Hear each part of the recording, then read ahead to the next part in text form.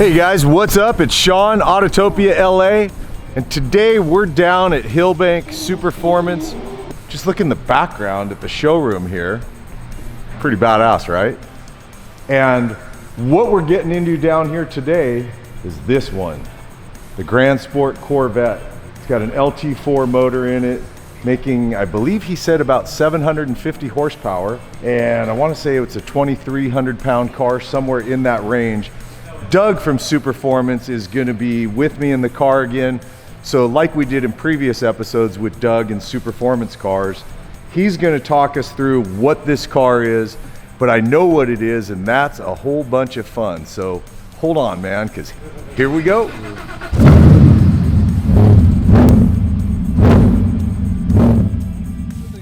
Hey guys, I'm back with Doug. And we're getting into the Lingenfelter Grand Sport. So it's based on, these are 67, is it? 63. 63. You know, Carroll came out with the 289 Cobras in 62 and just started killing the Corvettes on the U.S. Road Racing Championship circuit. Right. And so Zora Duntov wanted to come back with a Cobra killer. But what happened was Duntov, he went in the dungeon of GM and had the Skunk Works project for the Corvette Grand Sport.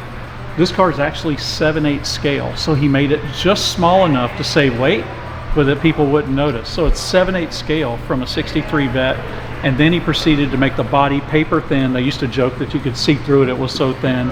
And then he cut out the split window. Moment of silence for all the Corvette people to cry.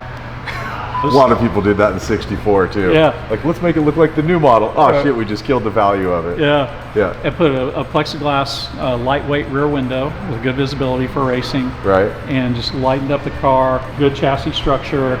Back then they put in a 327 stroker, a 377 with the cross ram Webers, which just was a work of art in the engine bay. Yeah. But we chased GM for 8 years to get the licensing deal for the Grand Sport. So just like all the other cars that Superformance does, this is licensed by GM, by the original manufacturer. We got access to original tooling, so most of the chassis is original Grand Sport. The body is original Grand Sport off the original mold, 7/8 scale, just like the 5 original cars. And this one, you mentioned Lingenfelter, has a GM Performance LT4 that Ken Lingenfelter breathed a little bit of his magic into, and so it's pumped up to 700. Because the 650 wasn't enough. Yeah. So 750 sounds way better. Oh my God. Yeah. I mean, and the car weighs, what did you say? 2,900 pounds with air conditioning, touring interior, tilt steering wheel, power steering, power brakes, power door locks, central locking, you name it. So now, because you've gone this way with it, right? So you pop the hood and instantly it's like, okay, it's not a Grand Sport. I mean, it is, but you know what I mean? It's like it's a modified, more modern version. Well, you've got modern wheels and tires too, so I mean... Do you do it with suspension as well? Is there an upgrade to the suspension to deal with what you're doing to it? The suspension is actually stock suspension. It does have some adjustability, but you've got the transverse leaf spring. You can go to a modern carbon leaf spring if you want, but it comes with a steel leaf spring. Okay. And then the standard front suspension. We do change the front geometry because the original cars had the turning radius of a battleship. I mean, you know, race cars weren't built to make U-turns. Of course. And so we use that wouldn't make we it use very good stuff. streetable. It's a Detroit Speed power steering rack in there, so good stuff in there from Detroit.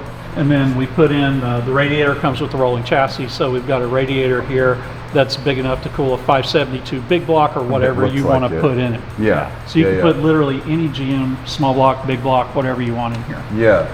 So are these 17s on here? 17 front, 18 rear. They're still pin drive wheels with real knockoffs, just like on all our cars. But we also offer it with a 15-inch FIA wheel that the cars originally raced on, both in aluminum or, if you want to be really old school, magnesium. That's a cool option to have. Yeah. I mean, if you really want to try to stay pure to the era of the car, because this is a car you can't, I mean, a 63 Grand Sport you probably can't get. It's probably close to impossible to get one. There's only 5 of the originals, and they're all in museums. Is that it, huh? Yeah, Simeon has one in his museum. There's one in a museum in Florida. I'm not sure where the rest are, but God, I didn't know it was that low. And I think 3 coupes and 2 roadsters. So it's kind of like GM's version of the Daytona coupe. You know, Shelby did 6 of the original Daytona coupes. The cabin in this car is so comfortable with the tilt steering wheel. You know, we'll do it with the full race bare bones interior. Yeah. But most of the cars that have been ordered today are with the touring interior because it really makes it for a really nice usable street car. Yeah. Along with the vintage air AC. it will freeze you out of the car. Yeah, that's what you were saying. Yeah. We're about to find out that it's warm out today. Yeah.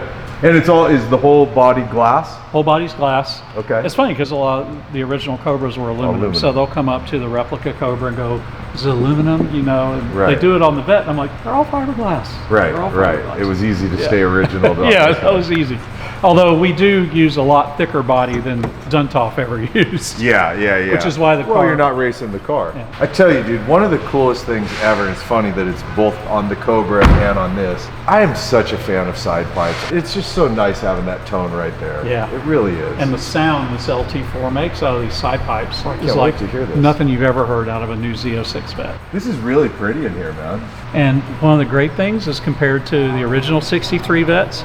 So yeah, you have the package tray in the back, which is good for some stuff. Yeah. But the back, we actually have a trunk. So people say, well, wait, you know, the original Grand Sports or the original vets never had a trunk. But now the 5 Grand Sports had an access panel back here to access the rear suspension and the rear diff to service the car during a race. So you guys turned it into a trunk. We turned it into a trunk because you obviously don't need that. And look how much room you have. Wow. We got Shelby pillows in here. But look, I mean, it's fairly deep. Yeah. So you could do put a weekend trip. bags. Of course Between you could. this and the package tray, you can do pretty much anything. Yeah. Awesome. Now, what is this, like, let's say this one exactly. If somebody says, I want to buy that car, what does this car sell for? $192. Blows me away how much you make these cars that are actually reasonably priced for what you're getting. What I love is what you guys stay so true to the history of each of the vehicles you deal with, be it the Cobras or the GT40s, the Grand Sports, the Daytona Coupes.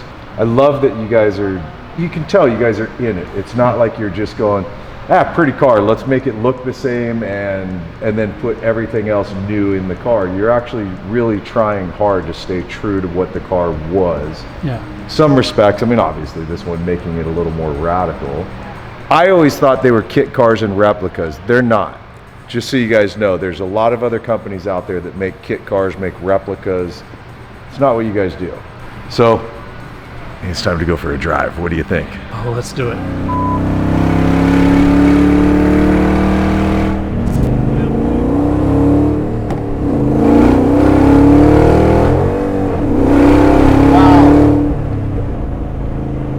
That's a lot of car. It's a lot of car. It's a lot of power. Like I said.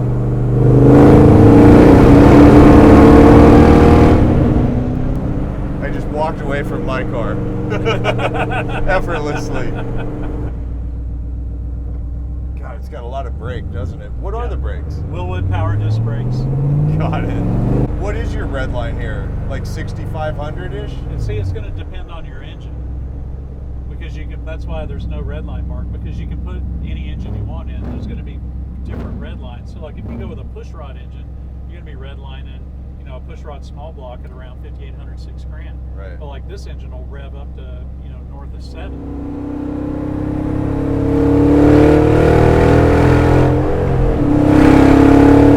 God, it just keeps pulling and pulling. You just feel it pushing back, and it's like not going to stop. Yeah.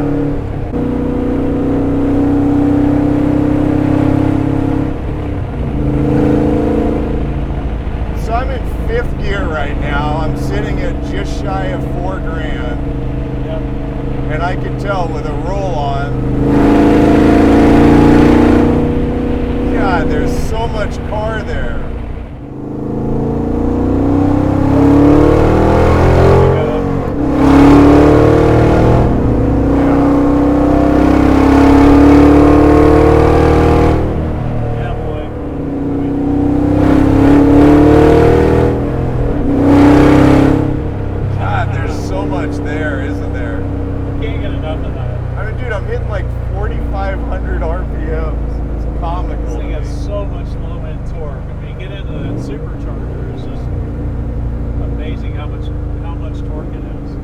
Funny, like I've talked about it with a bunch of my buddies, turbo versus supercharged.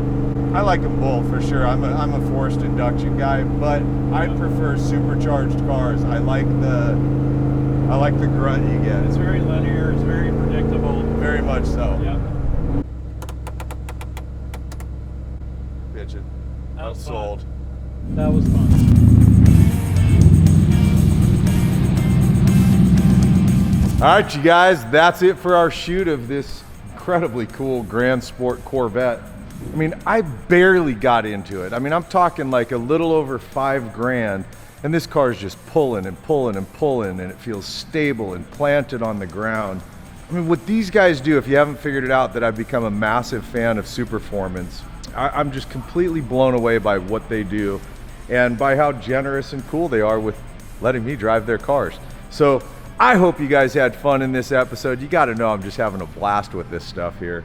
And while we're down here, I think we're going to shoot another car. So at this point, I'm going to say thanks for hanging and watching and supporting what we do. And I will see you in the next episode. All right, man. Later.